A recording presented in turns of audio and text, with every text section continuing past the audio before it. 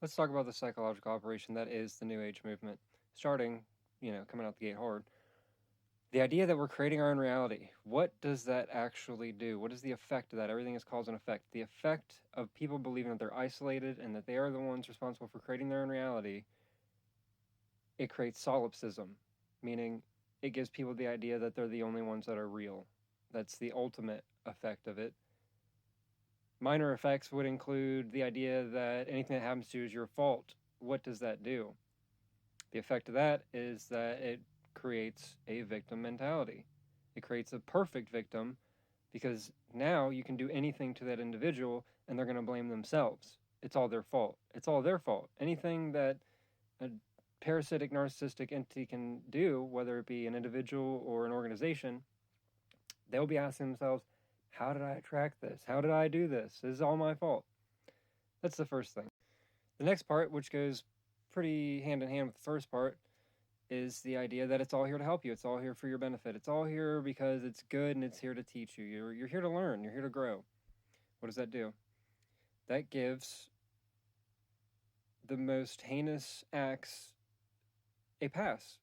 The most horrible and horrendous things that could possibly happen to an individual or a group, now all of a sudden, in the minds of people that are under that type of mind control, they believe that it's their fault and there's nothing that they can do about it because it's their quote-unquote karma.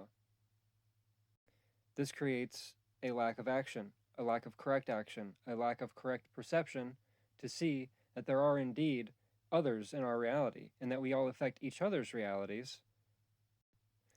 And it removes the idea that physical action is necessary to see physical changes in the environment. Something else that goes hand in hand with that is the New Age belief that there are light beings or extraterrestrials or somebody that's coming to help us. This is just taking the same idea that Jesus is going to come save the day and giving it to people that are non-religious so that they have, again, another savior. The next one is always be positive. Always stay positive. Don't ever look at the bad. What does that do? That allows individuals and groups and organizations that perform heinous and evil activities to go unchecked. Because if people believe, oh, I don't need to look at it, I'm just going to give it power, what that's doing in reality is giving them permission to do whatever they want. Always being positive is not authentic. It's not realistic. It's not intelligent. It's living in a fantasy world that we can just be positive and things will just change on their own. That's not how anything has ever worked in history. If you just stay positive, it doesn't matter how positive you stay. Your shoes don't tie themselves. Your clothes don't put themselves on your body. It's still up to us to take action to change our environment. And actually, it's rather difficult to speak on this topic anymore because I have removed so much of that mind control programming for myself that it just doesn't even come to mind anymore. And it's really only when it pops up in the environment that I see it that I can call it out for what it is. So anyone ever want to bring me a New Age teaching and have me dissect it and show you exactly how it's a complete disempowering, disenfranchising, dismembering division protocol, then I can do that because there's absolutely nothing in this world that can deceive me anymore into believing something that isn't true. That's just where I'm at with it. And it's where I would encourage anyone to get with everything, to dismantle all of our beliefs about anything that anyone else has ever told us, especially in large groups, to go in internally and figure out, do I know this or do I believe this? Because there's a very, very important difference between knowing something and believing it keeps you from knowing. So overall, the New Age movement, the New Cage movement is what it really is. It takes a group of individuals that have potential to think freely and for themselves and puts them in a new box. That's all that it does. It creates solipsists, people that believe that they're the only ones that exist and that they can only affect their own reality, which is absolutely absurd if you really break it down and think about it. It's completely untrue.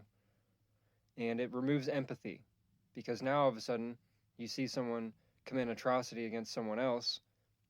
Well, it's their fault. They attracted that to themselves, which is, again, utterly absurd when you look at the world objectively and see all the things that are going on in it. These people weren't attracting these heinous things to happen to them. It was only because we don't have the insight and the morality within ourselves, the integrity within ourselves to say, hey, that's wrong. Stop doing that. I'm not going to participate in that. I'm not going to consent to that. And that's all that the New Age movement is. It's a pacification program. It's to get people to be passive sheep and to only focus on themselves, which in reality is Satanism, is only me, me, me, me. That's what real Satanism is. It has nothing to do with worshiping some fucking devil. It's literally psychology. It's literally social engineering, eugenics. These are what the Satanists practice, the real Satanists, not the ones that are out there doing pagan rituals. That's whatever. It doesn't, that's what people do individually. That's fine. But the real Satanism is the New Age movement, is the solipsism, is the I'm the only one that matters in my reality. That's what the New Age movement actually is. And that's what it's about. It has nothing to do with religion. I'm not a religious person. I think all religions are mind control. Absolutely every single one of them. And the New Age movement is definitely no exception to that rule.